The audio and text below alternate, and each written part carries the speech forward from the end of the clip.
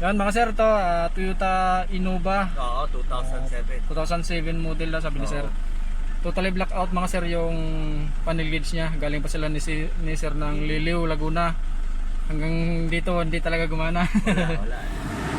Pero may time sir na gumana siya. Pag nakabilad. Pag Normally nakabilad. narinig ko sa video mo pag nakabilad gumagana. Yun. Hanggang pagdating lang ni sir, blackout talaga siya. Galing pa ng Liliw. Sana din mga sir para ma-repair natin to. Yan talaga.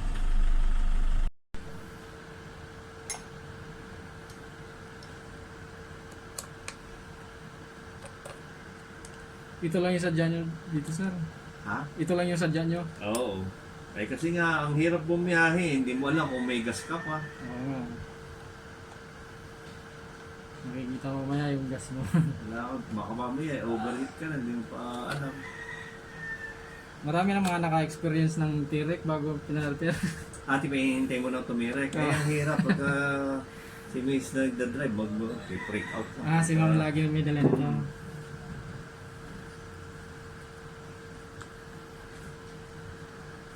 Ano, paghatid sundo sa mga bata.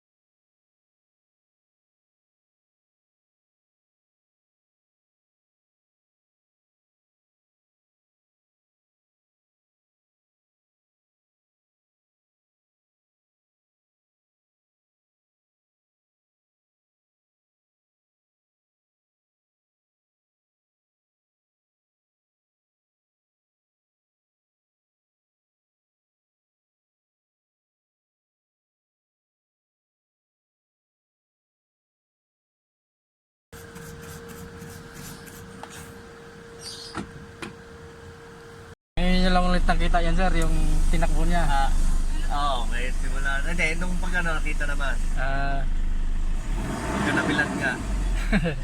Yan mga sir, ito na yung, yung Toyota Innova. Blackout is yung ngayon okay na siya. Yung panel gauge niya. Yan. Ayos na, yung fuel gumana, yung temperature gumana, odo. Tapos yung RPM. Gana na rin yan sir, yung speedometer. Basta walang problema ang sensor.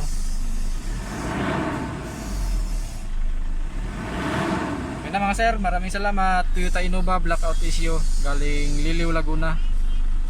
Maraming salamat.